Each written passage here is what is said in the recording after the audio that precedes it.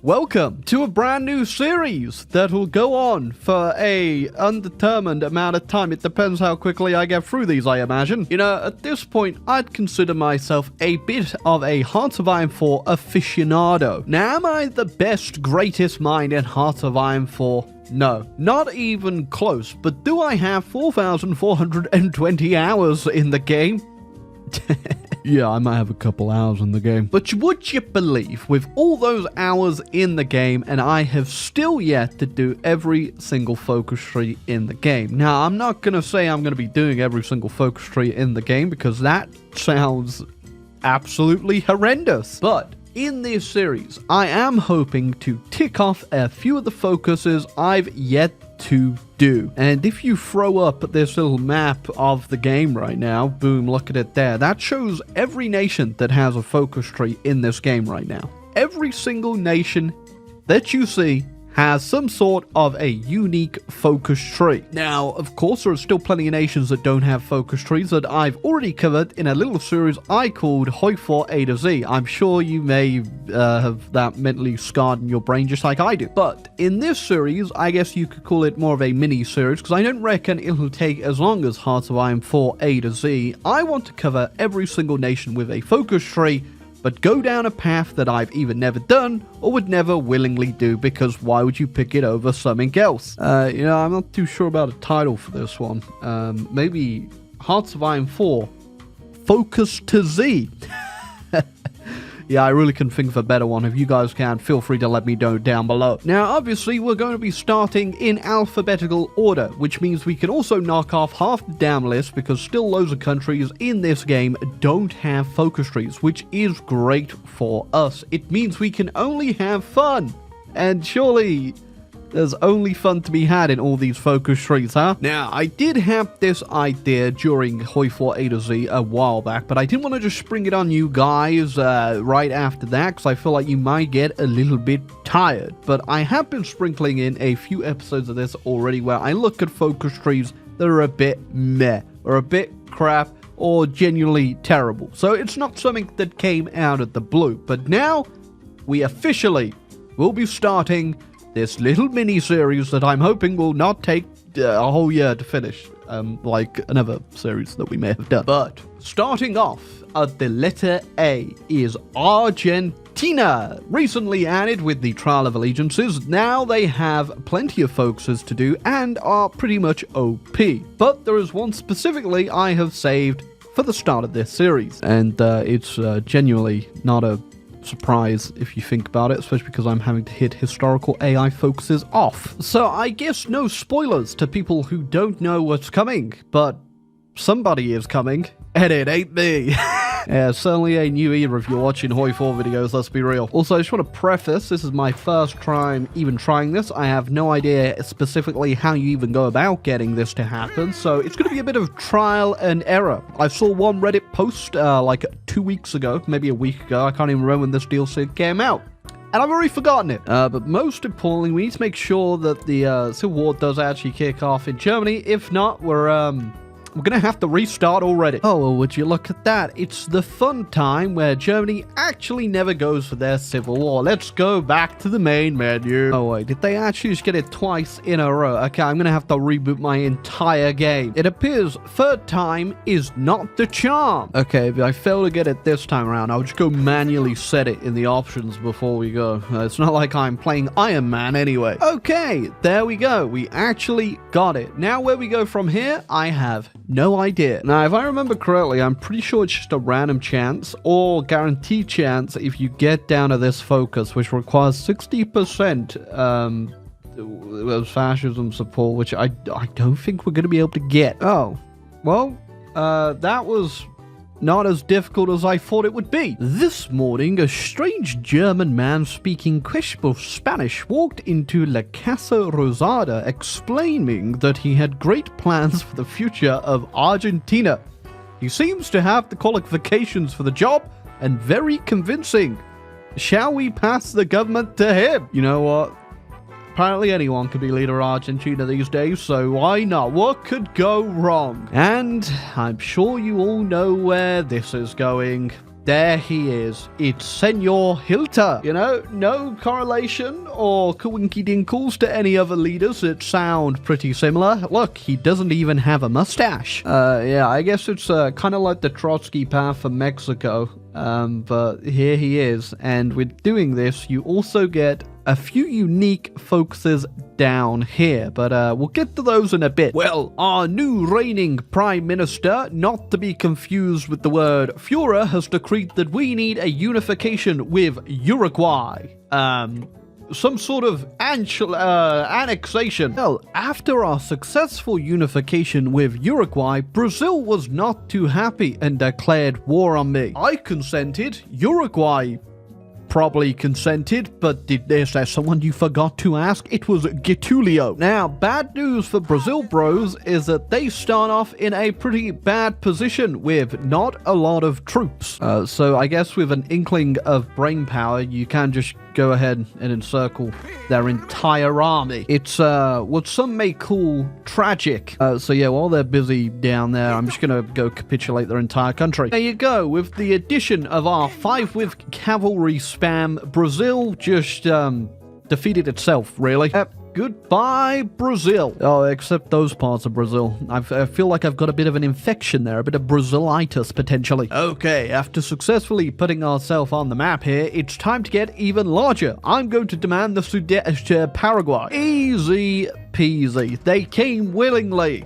As soon as I shot them all. Next up, we're going to get Chile on board, since they are a similar political ideology as us and have a cool flag. That's definitely not an eyesore. Here's just hoping they accept my ultimatum and I don't have to, you know, give them the old Paraguay, Uruguay, Brazil treatment. That was a mistake. Oh wait, we have a non-aggression pact. I forgot about that. I was really expecting that they would actually say yes. So give me a year. Okay, so we get the same little decisions that you get when I played Brazil, where I unified South America. You can integrate them for 75 political power. So I'm gonna get to work on that, since I actually have a lot of political power to spare, and also it's finally time to go over here and get ourselves a bit of a rename. There we go. 4th time's the charm.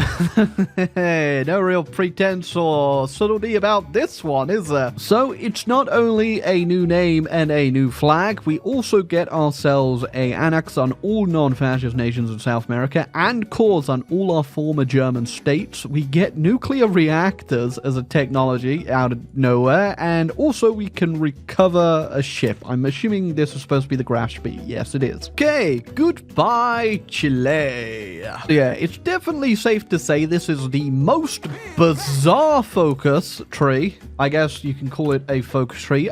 In reality, it's just a path in the game with 4 extra focuses. Probably ever added into Hoi 4 base game. Because let's be honest, this is definitely something you'd usually find in mods or, you know, just Kaiser Redux, really. Even they might think this is a bit too far-fetched. Alright, so we're not going to bother conquering the rest of South America. There's not too much up here that I'd want other than the oil, but I don't have to worry about getting the oil anyway, because Venezuela, obviously, same ideology as us, and the British also flipped on over. So we do already have 2 potential allies that we don't need to stomp over. Plus, I think I already have too many buttons to hit here. So obviously, our goal from here is going to be to get back home. I don't know how we're going to do it, but somehow we need our cores back. I've actually changed my mind. We're going to go to war with Peru, which I'm manually justifying for because this is a war crime, whatever this is. So I guess while I'm already here. Okay, now I'm officially done for the moment in South America. I think we've come far enough. Okay, now that we've pretty much got our thumb on the continent where we need it, I'm just going to look at the factions around, and there's actually quite a lot of them. Okay, so we have the Allies, which is the British and whatever's left of their dominion. Not too sure what Australia's cooking up, honestly. Wait, they're democratic and they're in the People's Front with Xinjiang, Communist China. You know, sometimes a historical does some pretty interesting stuff. So yeah, looking at things right now, I think the best bet for us is either to sneak into the Pact of Rome, which I guess I could do if the everyone goes to war. I just delete my faction or get into the Allies, but I'm not too sure if they'll let me in either unless I'm at war with the same people they are. Oh, you know what? Actually, I've got myself a bit of a wild card I've just come up with. Oh, they never saw this one coming. So I've gone ahead and got myself a war goal on the French. I've just created a faction with the Spanish who, they're at war with the Union of Soviet Republics and the Fourth International. That's not my problem. I'm sure they'll be more than willing to help me with my French war. Oh, although actually if I call them in, that means that they'll also probably join the Fourth International. You know what? It's a risk I'm willing the Spanish to take. Although actually saying that, I could just naval invade from Spain and not call them in. Okay, naval invade did not work, and my fleet, doesn't exist anymore. Also, the Germans thought it was a good idea to go in on France too, and ain't going too well for the Germans. So we're gonna go ahead and try something else. Hey, now that's how you get a landing. I also just brought my paratroopers back just to land on some more VPs, but France has already got rid of their spirit, that makes them capitulate fast. But you know, it's just the flex on them, really. And I'm also hoping capitulating France keeps the Germans alive, because whilst it is pretty fun watching them lose to Austria-Hungary right now, becoming a little pancake, I would much rather I don't have to deal with the pact of Rome. It's got Japan in it. Okay, there they go. So what I'm going to do is I'm just going to aim for taking all the border provinces, and then we'll just go from there, although the Germans are going to be taking quite a lot, but as long as I have a border with them, that's all that matters. There we go. Not bad at all. Now we just need to go ahead and reclaim our homeland. And I don't think it's really going to be too difficult looking at the situation they're currently in. This is definitely a very confusing situation for everyone involved, I imagine. Okay, now how much land can we actually get? I do get it very, very cheap as it is all cores, but I don't have a lot to work with. That ain't too shabby. So obviously we are now one hell of a behemoth of a nation, but we're not done there, because we're going all the way to the top. And by the looks of things, they're also coming all the way to the bottom. So I had to pull back because I was getting absolutely naval raided into the ground, but we figured that problem out. And you remember that focus a while back that just gave us nuclear reactors? Well, came in useful. Okay, I won't lie, that took a little longer than expected. But I also wasn't really trying. Okay, pretty good. 1948, haven't really been paying attention to the rest of the world, and I feel like I really should have been. Like, how did Austria-Hungary get over here? We'll never know. Especially because, well, they're not even in Austria-Hungary. I mean, if you're looking at it right now, I gotta say, this is definitely a pretty interestingly and very powerful nation once you get things going. Of course, you do have to play on non-historical, though, which is, well, it's always a gamble if you can't tell by the look of the world right now. I'm not even entirely sure, like, who's fighting who down here and why there are two South Africas, but, you know, it is what it is. It's just something to look at, really. It's just beautiful. But obviously, after securing the continents over here, I'm gonna go ahead and bring ourselves back to the homeland, even though technically the homeland is still over here in Buenos Aires, because that's where the capital is. And yes, it's time for us to turn our attention to the original foe, the Supreme Soviet. There's no one in charge anymore. It's just an empty building. I love the fact we got nuclear reactors from that focus, but we did not get atomic research. So, you know, we got the bomb. But what the hell is an atom? Oh yes, the pride of the Fourth Reich fleet, the USS Washington. Don't ask what happened to the actual pride of the fleet. It's somewhere around here, I imagine. Oh, before I declare my war, just going around seeing what everything else is happening in the world, and notice the British-Australian War, where 800,000 Australians have died. Yeah, from what I could tell, that's probably an accurate number. Oh god, and oh, this ain't looking too good. How did Yugoslavia lose 2.3 million people? Dear lord. All right, anyway, I'm coming for your empty building. I was about to say you probably didn't see this one coming, did you, Soviets? But I guess in this universe, you probably had an inkling this was coming, considering how crap crazy everything is. There is a lot of questions to be asked in this universe, like why is this obviously German man trying to speak to me in Spanish? Where's the Third Reich? And what on earth is an atom? So at this point, Paradox has already nerfed South America, specifically mostly Chile. But, you know, I don't feel too nerfed. Yeah, I think honestly the most overpowered thing compared to anything is the fact that I can get out 62 Mountaineers. And they're not cheap Mountaineers, they're pretty big Mountaineers. But let's just hope Paradox doesn't nerf that any further. You know, you fixed it, Paradox, don't worry about it. Let us have our fun in South America, there's nothing else to do here, please. Capitulate the Soviet Union, but that was enough because I need to capitulate Soviet China. Sure.